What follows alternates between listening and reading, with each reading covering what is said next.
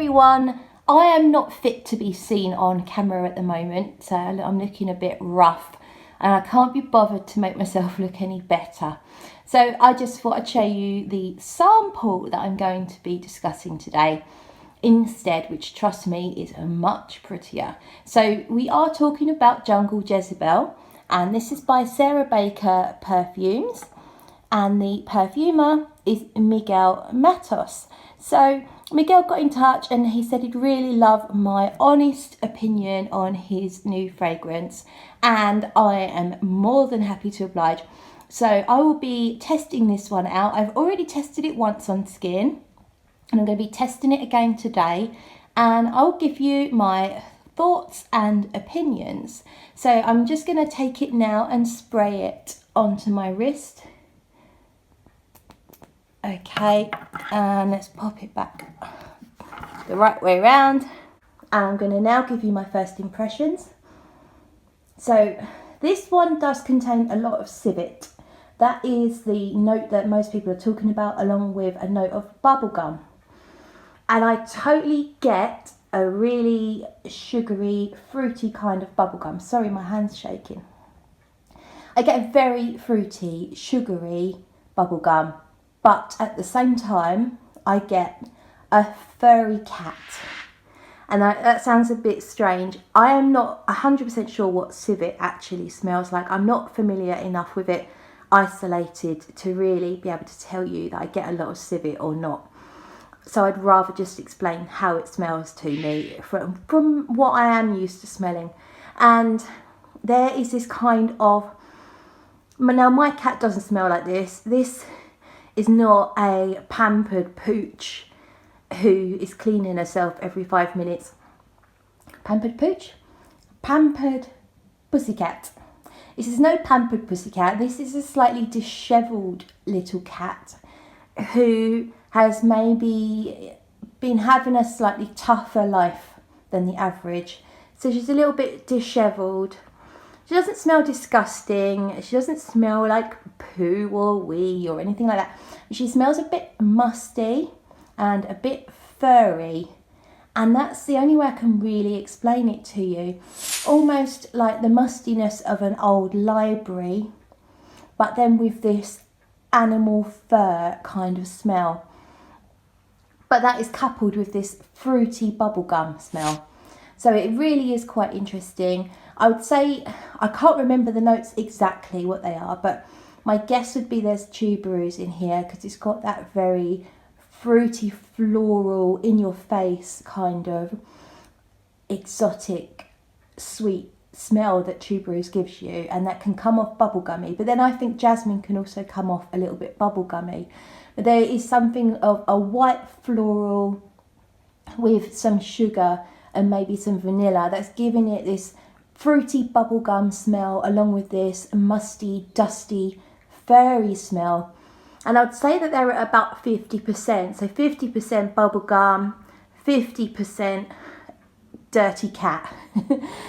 What I'm imagining is Britney Spears from her video, do you remember? Oops, I Did It Again. So imagine Britney Spears back in the day, all dressed up in her naughty school uniform. Imagine her blowing big pink bubbles with her bubble gum and stroking a local stray cat at the same time. That's what I'm getting from the opening of this fragrance, and I will come back to you with some more very shortly. So my face is still not fit to be seen. I just can't be asked today, I'm sorry. I did treat myself to some flowers to cheer me up a little bit, because I'm not feeling great, if I'm honest. But back to Jungle Jezebel. Isn't this pretty? In with these lovely bright yellow roses.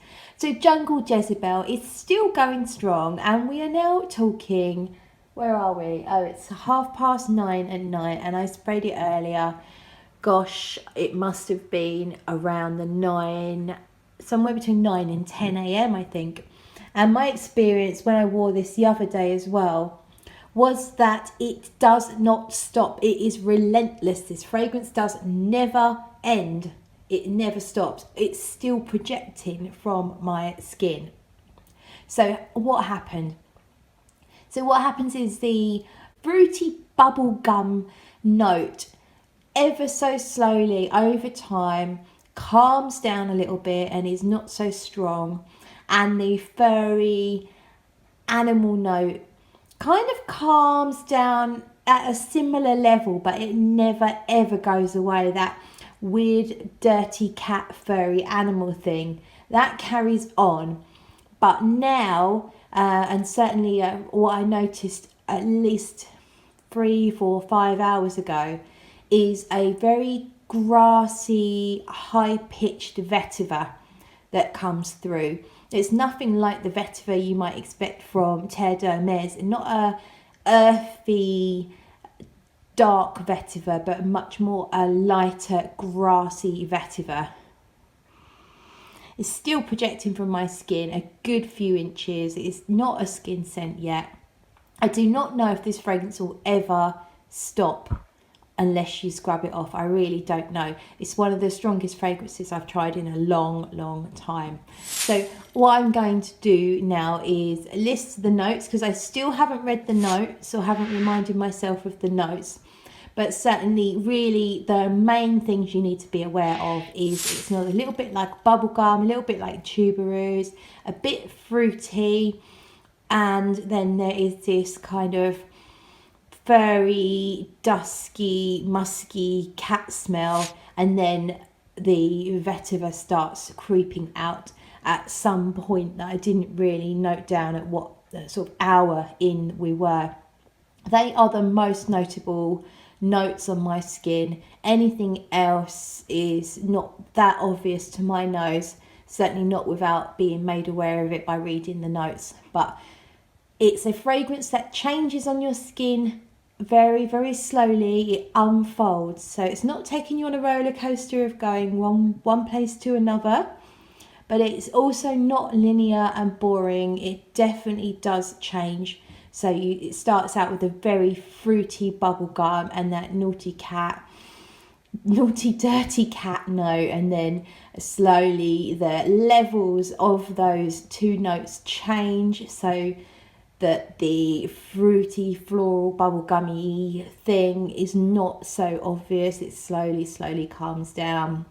It kind of gets overtaken by the naughty dirty cat, and then slowly the vetiver comes out, and then that kind of takes over everything. But it all happens very slowly, but it never ever I wouldn't say it ever gets boring. It is certainly not linear, but it's also not one that's a chameleon on your skin. So I think I'm going to leave it there. I hope you enjoyed the video, and I will see you all in the next video.